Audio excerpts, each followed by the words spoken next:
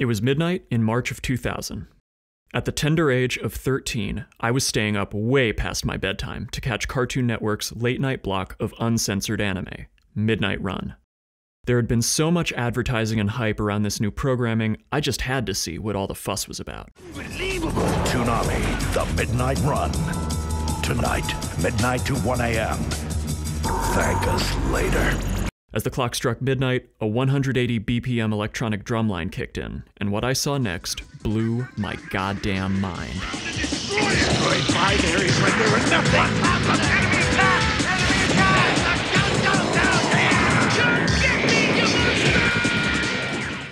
That night was the start of a lifelong love for giant robot anime. The Gundam series still holds a special place in my heart. This franchise is the Japanese answer to both Star Wars and Star Trek. Watch a random episode of any Gundam show, and you're just as likely to see a melancholy and philosophical drama as you are to see an action thriller. After enjoying the Prussians in space intrigue of Gundam Wing, my younger brother and I dug deep into the original 1970s and 80s Gundam anime, set in the near-future Universal Century timeline. The Universal Century Gundam shows are particularly memorable for how they single-handedly pioneered the Real Robo genre. Real Robo anime earned its name from its more grounded and realistic portrayal of how giant robots look and operate, in contrast to the more fantastical mecha of the Super Robo genre.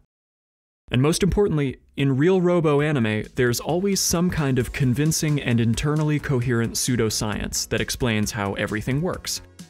In the Universal Century Gundam anime, giant robots are explained away by an electromagnetic effect called the Minovsky particle.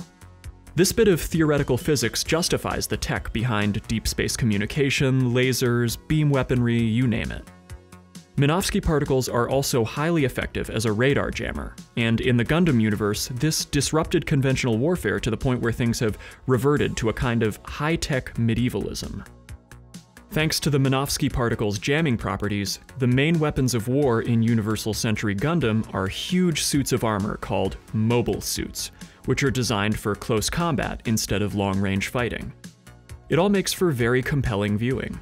The audience gets an up-close and personal look at giant robots that are always lovingly animated and downright fascinating to watch in action. About as quickly as I fell in love with Gundam, I also fell in love with Gunpla. Gunpla is a Japanese portmanteau of the English words Gundam and plastic, and it's the official hobbyists' term for the miniature model construction kits licensed by series creator Bandai. There are dozens or even hundreds of parts to each kit, and you can find one for just about every single machine that's had screen time in a Gundam anime. These are no cheap throwaway toys either. Most of these kits, especially the premium ones, are high quality and intricately detailed. The act of building these complicated models piece by piece always felt like a nod to the fundamentals of the Real Robo genre. These mobile suits have a sense of physicality and presence, and the universe they exist in is filled with these small nods toward realism, which all connect together like building blocks, like the pieces of a model kit.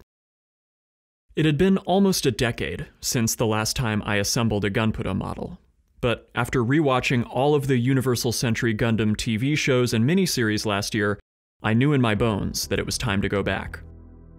I wanted a challenge, so I went with one of the super complicated 1/60th scale perfect grade kits. And for a project this big, the only real choice was to salute the greatest anime villain and hero of all time. Shaka!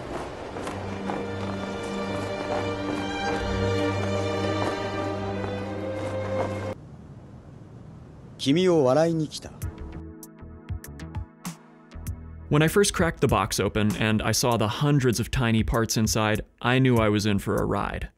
But as I began assembling the model, I started to remember why I enjoyed Gunpla so much all those years ago. The act of assembling a kit is pure meditation for otaku. As I sit down and focus on the task at hand, outside distractions begin to just melt away. I forget my troubles and all the tension and anxiety I've been carrying with me, and become one with the model. There's no anxiety about your end goal or what the finished product must or should look like. Despite the repetition, I feel a sense of serene joy and contentedness. It's the kind of feeling I usually get from strenuous physical activity like long-distance running and yoga. I've been practicing yoga for about 5 years now, mostly because of the mental health benefits of moving meditation. When I started practicing and achieved meditative immersion in a yoga sequence for the first time, I recognized that oh-so-familiar feeling right away. It's flow state, the same sense of crystal clear focus and pleasure I get when I'm in the zone playing a video game. And so, I build and paint Char's Zaku. I have no shame in admitting I'm real rusty after not doing this for a decade, so I make plenty of mistakes along the way. There are slight imperfections here and there in the build, I didn't sand down some of the edges quite enough before snapping it together, and my paint job is far from perfect. But it doesn't matter. I don't see the model's flaws as evidence of failure. They're a beautiful reflection of my own imperfections. After 24 hours spent assembling the model and another 6 hours painting it, this hunk of plastic has become an expression of all the effort and love I've poured into it. It's undoubtedly, indelibly, mine. Everything I felt and thought about during this journey is mine, and what I decide to do with those feelings is my choice. Like building a Gunpla model, the human experience isn't about climactic, blockbuster events where everything suddenly starts making sense.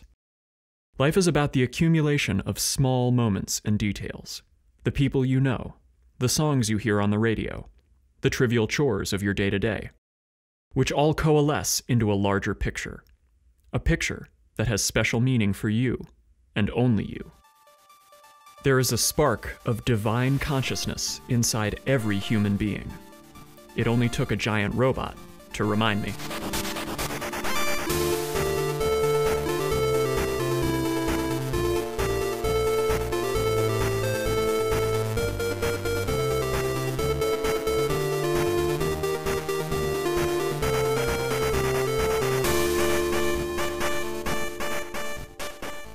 Thank you for watching. If you enjoyed this video and want to help this channel grow, share it with a friend. I also recently went on the Struggle Session podcast, talking about Russia. So if you want to hear more about this, or if you weren't quite convinced by my last video, give it a listen. These are really great guys and we had a good conversation. See you next time.